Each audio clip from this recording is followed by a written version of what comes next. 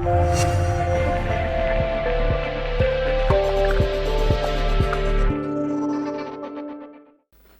evening, everybody. Welcome to Swayam Shikshaa. Now we are here with a new series where we try to understand issues in just less than 5 minutes.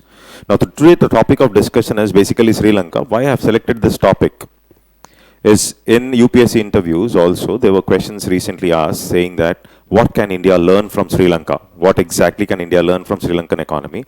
Now, if you try to understand Sri Lankan situation very clearly, Sri Lanka was facing difficulties in importing consumption goods and necessities because it does not have forex reserves. It is facing BOP problems, balance of payment problems, and also Sri Lankan inflation rate has almost touched 17.5% in Feb 2022. Now, this is a big challenge now. If you try to understand Sri Lankan economy very properly and Sri Lankan situation, actually. So, if we see Sri Lanka basically by the time of its independence also 1948, we find that Sri Lanka was mainly into exports of plantation crops, plantation goods. Now, this is mainly because the British rule or the colonial rule, which was, they focused on only those entities where it was getting benefit and rubber, or maybe tea, etc. But it neglected food crops. There was no diversification. Because of that, Sri Lanka had to import these necessities, and this was increasing the import bill of Sri Lanka. This is one big challenge which Sri Lanka was facing. And one more important problem which we try to understand is from 1965-66, whenever Sri Lanka is in problems, Sri Lanka used to approach IMF, and IMF used to give conditional loans. And even 1973, Jayawardhane's government, they also started focusing on neoliberalism, where you started bringing in structural changes, liberalizing economy and all. But at the same time, the inequalities were increasing. The bottom 20% were just living on less than 1500 calories per day. This shows the heights of inequality. And whenever there is a need for fiscal stimulus, etc., Sri Lanka was not able to do that because of one important aspect, when there was a need because of conditionalities. So IMF imposed conditionalities are also a problem. Many times everybody thinks that China is responsible for Sri Lankan fall, but Chinese debt in the total Sri Lankan debt is hardly 10%, and most of the debt that was coming is mainly from international sovereign bonds, okay, and Sri Lanka borrows from Japan and Asian Development Bank. This is one more understanding which we should clearly have. Even after 2009, that is the Elam war, you observe that war has created a lot of problems for Sri Lanka, etc. And that time also Sri Lanka approached IMF. Again in 2012 plus, Sri Lanka was in problems like growth, etc. So in 2016, again Sri Lanka had to approach IMF for help. So IMF conditionalities were always there for Sri Lanka, and that was also Sri Lanka was trying to handle from the beginning. Okay, so one more important understanding for the current crisis. Current crisis, if you observe, Sri Lanka is mainly dependent on tourism. And in 2019 April, when there was series of blasts in church and luxury hotels, automatically tourists stopped coming. And this was a big blow for Sri Lanka. It was a big blow because tourist revenues are an important source of revenue for the Sri Lanka.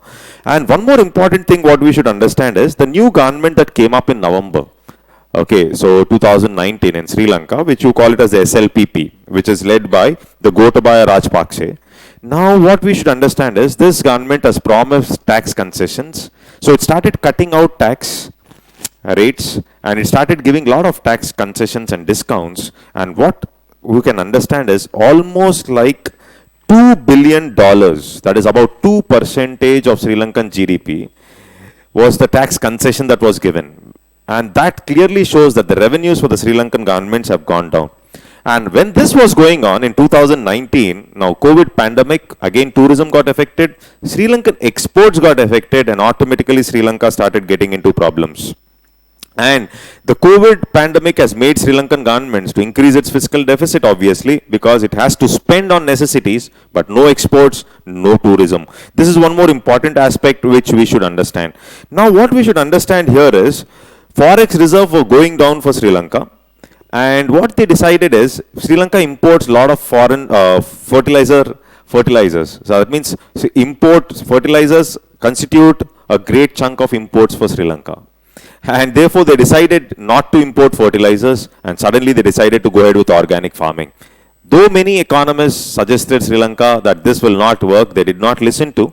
They went ahead with non-scientific thought process here. That was also a reason for Sri Lankan collapse. Non-scientific, because in European countries itself, in the world itself, if we see, organic farming share is only 1.5%.